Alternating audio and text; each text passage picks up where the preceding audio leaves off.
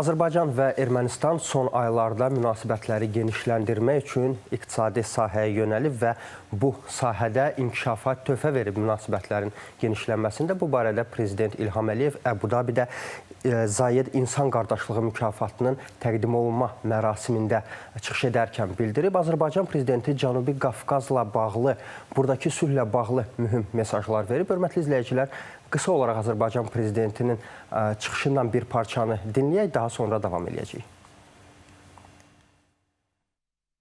30 il idi ki, biz müharibə aparırdıq. İndi isə sülh şəraitində yaşayırıq. Artıq 6 aydır. Dəfələrlə qeyd etmişəm ki, biz bu şəraitə öyrəşirik. Sülh şəraitində yaşamağı öyrənirik.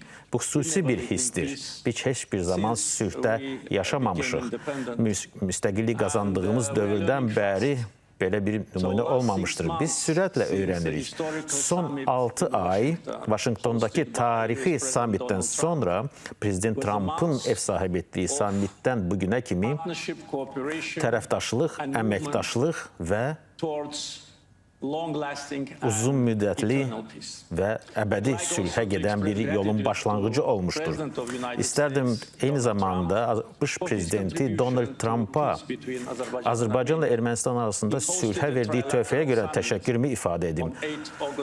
8 avqust 2025-ci ildə üç tərəfli sammitə ev sahibliyi çərçivəsində biz Ermənistanla Azərbaycan arasında sülh sazişinin İlkin mərhələsinə qədəm qoymuşduq. Eyni zamanda Prezident Trump həmin sənədə bir şahid olaraq imza atmışdır və bu 30 ildən çox davam edən və çox ağırlı və faciəvi bir münaqişəyə son qoymuşdur. Dostlar, mərasimdə... Mən xatırlayıram həmin günləri, Aysel, yəqin sənin də yadına gəlir ki, avqust ayının əvvəli xüsusən sosial şəbəkədə izləyirdim və hər kəs necə sevinirdi, hər kəs necə xoşbəxt idi ki, yəni bu tarixi uğura biz imza atdıq. Ümumiyyətlə, istər cəbhədə, müharibə meydanında, istərsə də siyasi arenada, yəni diplomatiya ilə də biz bu günlərə gəlib çıxa bildik. Çox şükür ki, bu günləri görə bildik. Həm də ölkə başçısını dinləyərkən mən o kadrlara baxırdım. Haradakı Paşinyan və İlham Əliyev səhnəyə çıxanda İlham Əliyev soruşur ki, kim birinci başlasın? Çox maraqlı bir müzakirə oldu aralarında və təbii ki, ölkə başçısı bizim İlham Əliyev öz sözünə başladı. O çox maraqlı sosial şəbəkələrdə də yayıldı. Elə bunun nəticəsidir ki, bu proseslərin nəticəsidir ki, indiki zamanda elə çıxışında Nikol Paşinyan bu prosesləri inanılmaz adlandırıb və bildirib ki, bir neçə il bundan əvvəl Azərbaycan və Ermənistan adlarını yan-yana çəkməyin özü bir qəribəlik idi, amma indi proses hara gəlib çatıb və təsəvvür edin, əgər bu 30 il ərzində ümumiyyətlə bu müharibə baş verməsəydi, işğal olmasaydı Ermənistan tərəfindən Cənubi Qafqaz necə bir bölgəyə çevrilərdi. Ara sıra biz Azərbaycana gələn turistlərdən eşidirik, onlar Bakını, Azərbaycanı, Şərqin Dubayı inkişafına görə, memarlığına görə adlandırırlar. Təsəvvür edin, bu müharibə olmasaydı, proseslər olmasaydı, Azərbaycan, Cənubi Qafqaz necə bir ölkəyə, region necə bir regiona çevrilərdi. Və həmçinin Azərbaycanla müharibə etməsəydi, bunlar yaşamasaydı, bu Ermənistanın özünün də birbaşa inkişafına töhfə verəcəkdi. Çünki biz bilirik ki, bizim ölkəmizlə mehriban münasibətlərdə olmaq hər kəsin xeyrinə olur. Bəli, artıq yavaş-yavaş biz görürük ki, Ermənistanda hakim dairələr bunu başa düşür. Məsələ bunun nəticələrindən biridir ki, Ermənistanda konstitusiya mətninin dəyişdirilməsi prosesi gedir. Daxili siyasi transformasiyanı biz müşahidə edirik son aylar ərzində və Ermənistanın Ədliyyə naziri Surbuyi Qalyanın məlumatına görə yeni konstitusiya mətni yaxın 6 ay ərzində hazır olacaq və hazır olandan dərhal sonda ictimaiyyətə təqdim olunacaq. Ümumiyyətlə, Ermənistanda konstitusiyanın dəyişdirilməsi, mətnin dəyişdirilməsi çox vacib amillərdən hesab olunur. Çünki regiondakı proseslərə birbaşa təsir göstərən amillərdən biri kimi dəyərləndirilir. Eyni zamanda regionda yox, dünya ölkələrinə təsir göstərən, istər ticari, istər iqtisadi, istərsə də siyasi cəhətdən təsir göstərən məsələlərdən biri Rusiya-Ukrayna müharibəsidir, bilirsiniz ki, və İkinci danışıqlar raundu keçirilib ötən gün Abu-Dabidə Birləşmiş Ştatlar, Rusiya və Ukrayna nümayəndələri arasında. Baxmayaraq ki, Ukraynalı rəsmilər danışıqları məhsuldar adlandırdılar, amma danışıqlardan Sonra Ukrayna prezidenti Vladimir Zelenski şərh elədi. Məruzəni dinləyəndən sonra, Ukrayna rəsmilərinin danışıqlardan sonra, məruzəsini dinləyəndən sonra şərh elədi və biz bu açıqlamalardan gördük ki, danışıqların həm müsbət məcrada istiqamətləndiyini gördük, həm də mənfi məcrada hələ də istiqamətləndiyini müşahidə edirik. Müsbət məsələ ondan ibarətdir ki, yaxın vaxtlarda Rusiya və Ukrayna arasında növbəti əsir mübadiləsi həyata keçiriləcək. Bu da təbii ki, müharibələr fonunda insan həyatlarını xilas eləmək üçün vacib amillərdən biri hesab olunur. Digər mənfi məcrada davam edən məsələ ondan ibarətdir ki, Vladimir Zelenski bildirir ki, bu danışıqlarda da Rusiya davam eləyir, təkid eləmək ki, Donbası Rusiyanın nəzarətinə versinlər. Amma Ukrayna prezidenti hesab eləyir ki, Rusiya bu müharibədə tam qələbə qazanmayıb, ümumiyyətlə şəffaf qələbə qazanmayıb, ümumiyyətlə qələbə qazanmayıb və Ukrayna ərazisinin hər qarışı, hər bir metri Rusiya üçün çox baha başa gəlir. Çünki itkiləri saysız hesabsızdır Rusiya ordusunun. Digər tərəfdən öz ordusunun itkilərini də açıqlayıb Frans 2 telekanalının açıqlamasında, müsahibəsində və bildirib ki, müharibə başlayandan bəri 4 il ərzində Ukrayna ordusunun 55 min hərbçisi həlak olub. Digər tərəfdən qeyd edilib ki, bu müddət ərzində çox sayda itkin şəxs də var, hansıların ki, taleyindən hələ ki xəbər yoxdur. Digər tərəfdən Ukrayna Baş Kəşfiyyat İdarəsinin məlumatı var. Onların məlumatına görə Rusiya tərəfində Şimali Koreya hərbçiləri hələ də fəaliyyət göstərirlər, cəlb ediliblər. Xüsusilə reaktiv yayılım atəş sistemlərinin istifadəsində kifayət qədər fəal iştirak edirlər Şimali Koreya hərbçiləri.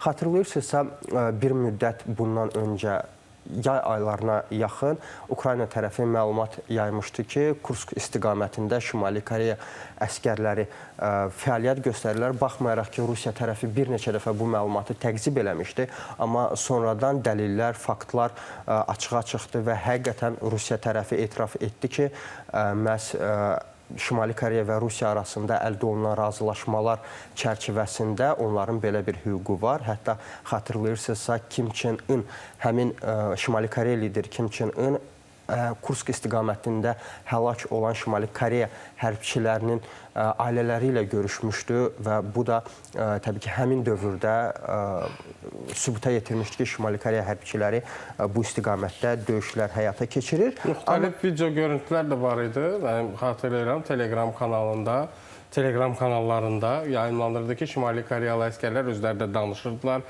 Hətta onlara verilən qidalarla bağlı ki, və çox da sevinirdilər ki, yəni məsəl üçün biz bu qidalarla bağlı qidalanmamız çox yaxşıdır, bizə nə bilim ət də verirlər falan. Bu videolar kifayət qədər yayılmışdı və əməlli başlı da müzakirə olunurdu X sosial şəbəkəsində və Telegramda.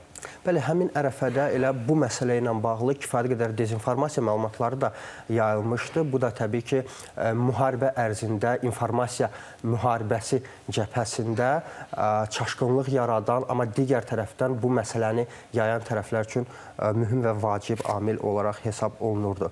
Gərginlik eyni zamanda Birləşmiş Ştatlar və İran arasında baş verir, bilirsiniz, məlumatlısınız bu barədə və yaxın günlərdə İstanbuldan danışıqların Omanda keçirilməsi, Omanın paytaxtı Məşqətdə keçirilməsi razılaşması əldə olundu. İran tərəfinin təkidi ilə danışıqlar maraqlıdır ki, İstanbuldan Omana, Türkiyədən Omana keçirildi.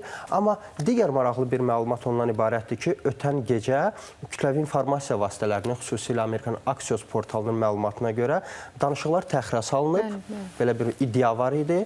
Amma bu iddia səsləndiriləndən, dərc olunandan bir neçə saat sonra İranın Xarici İşlər Naziri Abbas Ərəqçi bu məlumatı təqzib elədi. X sosial şəbəkəsində paylaşım elədi və bildirdi ki, danışıqlar hələ də qüvvədədir və bu danışıqlara son hazırlıq işləri davam eləyir və yəqin ki, yaxın günlərdə biz görəcəyik bu danışıqların nəticələri nədən ibarət olacaq. Paralel olaraq mən qlobal iqtisadi gündəmə diqqət yetirmək istəyirəm. Maraqlı bir məlumatımız var. Dünya şöhrətli sahibkar Amerikalı Elon Musk sərvətinə sərvət qatıb və dünyada sərvəti 800 milyarddan çox olan ilk şəxs kimi dünya tarixinə düşüb. Forbes jurnalının məlumatıdır və jurnalın məlumatına görə Elon Musk'ın bu uğuru özünün SpaceX şirkətinin və ona məxsus süni intellekt sayəsində fəaliyyət göstərən XAI şirkəti arasında əldə olunan sövdələşmələr nəticəsində əldə olunur. Mən 800 milyard rəqəmini belə görməmişəm. Yəni Bəli, təsəvvürünə gətir. Elon Musk Valyutanı qoyaq kənara, 800 Rəqəmin milyard özünü özü nədir, görməmişəm. necə olur? Yəni, çox maraqlı bir şey. Neçə sıfır var orada? Bilmirəm. Mən riyaziyyatım o qədər deyil. Milyarddan neçə Mən humanitar sahəni daha yaxşı bilirəm. Dostlar, Elon Musk necə deyərlər, hər gün sərvətinə sərvət, puluna pul qatır. Mənə maraqlıdır, sizin bu qədər pulunuz olsaydı nə edərdiniz? Mən bu qədər Burada olmazdım yəqin. 100% ki, burada olmazdıq. Burada yoxam. Hiçbirimiz. Yəni, Nə bilim. bütün belə deyək, şəcərəmizə bəs eləyəcək qədər pul olur da. Yəni ki, rahat yaşayardıq. Yəni, bu bizə veriləsi sual deyil. Nə mənada? Düşünə də Çox bilmirik. yaxşı sual. Düşünə bilmirik. Düşünə Çünki çox bilmirik. Yəni onu dəhşətli bir düşünə məbləğdir. biləcək, belə deyək, təxəyyülümüz yoxdur. Mən tapdım nə edərdim.